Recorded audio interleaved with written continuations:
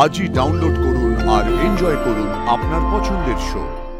এখন আজকে এসে আমার মনে হয়েছে ঠিক ওই জায়গায় তুই এসে দাঁড়িয়ে যখন গাইলি এখানে, ঠিক মনে হচ্ছে পুজো প্যান্ডেলের মধ্যে তুই গাইছিস। এটা হচ্ছে একজন আর্টিস্টের সব থেকে বড় পাওয়া, যে মন থেকে গান করা, হৃদয় থেকে গান করা।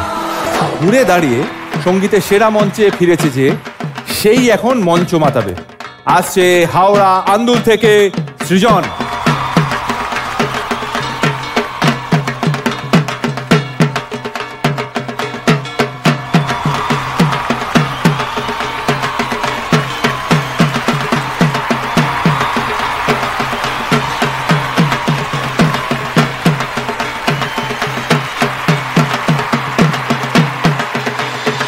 যার জন্য এই গান আমরা পেয়েছিলাম, সুপার ডুপার হিট গান, যার কাছ থেকে এই গানটা আমরা পেয়েছি সেই আমাদের ফেভারিট হিট গাঙ্গুলি দা, মানে জিদ্দা নিজেই চলে এসছে স্টেজে। আমি আর কোনো কথাই বাড়াচ্ছি না, ওভার টু ইউ জিদ্দা। না, তুই এত ভালো গেয়েছিস, আমি উঠে আসতে বাধ্য হলাম। খুব ভালো গেয়েছিস, কারণ এই গানটা যখন প্রথম বানিয়েছিলাম পরাঞ্জয় জলিয়ারে ফিল্মটা, তখন আমাকে ব্রিফ দেওয়া ছিল একটা পুজোর গান হবে, যেখানে দেব, শুভশ্রী এবং সবাই ডান্স করবে। একটা গান, এমন একটা গান চাই যেটা প্যান্ডেলের মধ্যে ডান্স হবে। সেটা কল্পনার নিয়ে সেটা একটা সুর করে বানানো। কিন্তু এখন আজকে এসে আমার মনে হয়েছে ঠিক ওই জায়গায় তুই এসে দাঁড়িয়ে যখন গাইলি এখানে, ঠিক মনে হচ্ছে পুজো প্যান্ডেলের মধ্যে তুই গাইছিস। এটা হচ্ছে একজন আর্টিস্টের সব থেকে বড় পাওয়া, যে মন থেকে গান করা, হৃদয় থেকে গান করা।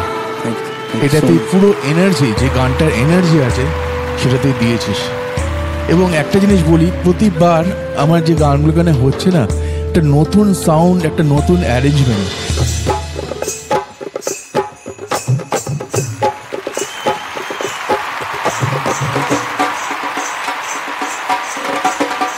আজকে বাবুদার এমন একটা সুন্দর আমি প্যাটার্ন দেখলাম।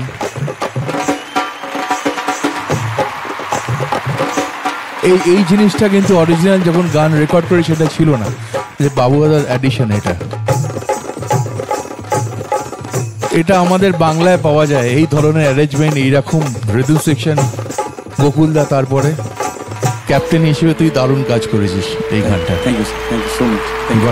তুমি তো দারুণ গেয়েছো, তার সাথে সাথে এমন সুন্দর নাচছিলে তুমি, এত সুন্দর তোমার দেখতে লাগছে। তোমার মধ্যে একটা ব্যাপার আছে boss. Good good, keep it up. Thank you sir. Very nice performance. আর সঙ্গে সঙ্গে আমি ওই ছোটদেরকে বলবো, ওরা আমার কি সুন্দর এরকম করে কোমর দুলিয়ে দুলিয়ে নেচে, আর ছোটগুলো আবার সিঁদুর খেলছে, কুটুস কুটুস করে গালে সিঁদুর লাগিয়ে। খুব ভালো, খুব ভালো। খুব জরুরি একটা কাজ করার আছে, সেটা আমি দায়িত্ব নিয়ে করে দিচ্ছি। এই যে আমাদের পুচকেগুলো, ওরা একদম রসগোল্লা ধরে দাঁড়িয়ে থাকতে পারে। নে, আচ্ছা, বাকিটা পরে ভাগ করবি, আমি সবাইকে একটু খাইয়ে দিই।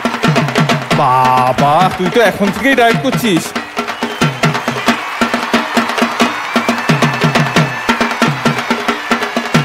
এত পরিশ্রম গেলে একটু খাবে না?